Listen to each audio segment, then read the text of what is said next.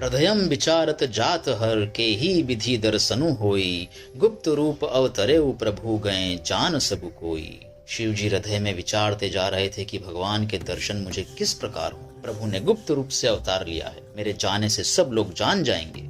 शंकर उर अति क्षोभु सती न जान ही मर्मो सोई, तुलसी दर्शन लोभु मन डरू लोचन लालची। श्री शंकर जी के हृदय में इस बात को लेकर के बड़ी खलबली उत्पन्न हो गई, परंतु सती जी इस भेद को नहीं जानती थी। तुलसीदास जी कहते हैं कि शिव जी के मन में भेद खुलने का डर था, परंतु दर्शन के लोभ से उनके नेत्र ललचा रहे थे।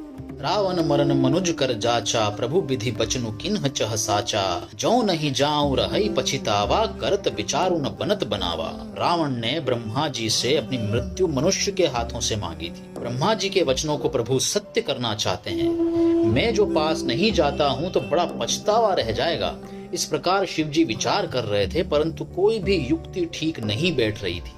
एही विधि भय सोच बस ईसा, तेही समय जाई दस सीसा। लिन्ह नीच मारी चही संगा, भयउ तुरत सोई कपट कुरंगा। इसी प्रकार महादेव जी चिंता के वश हो गए। उसी समय नीच रावण ने जाकर मारीच को साथ लिया और वह यानी कि मारीच तुरंत कपट मृग बन गया।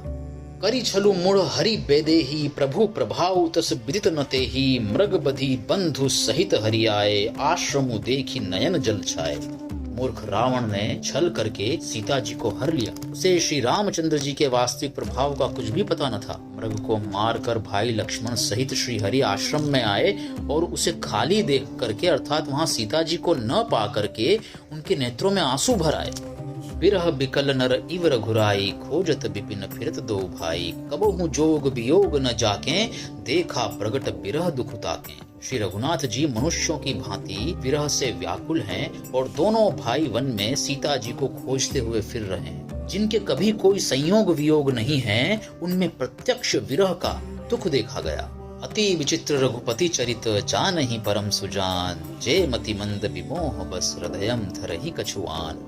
श्री रघुनाथ जी का चरित्र बड़ा ही विचित्र है। उसको पहुँचे हुए ज्ञानी जन ही जानते हैं। जो मंद बुद्धि हैं, वे तो विशेष रूप से मोह के वश होकर हृदय में कुछ दूसरी ही बात समझ बैठते हैं। शंभु समय ते ही राम ही देखा, उपजा हियमति हर्षु विशेषा। भरी लोचन छवि सिंधु निहारी, कुसुमय जानि न किन्ही चिन्हारी।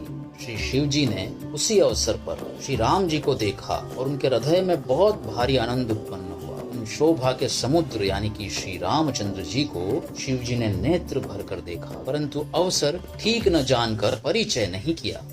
जय सच्चिदानंद जग पावन, अस कही चले मनोज न सावन। चले जात शिव सती समेता, पुनि पुनि पुलकत कृपा निकेता। जगत के पवित्र करने वाले सच्चिदानंद की जय हो।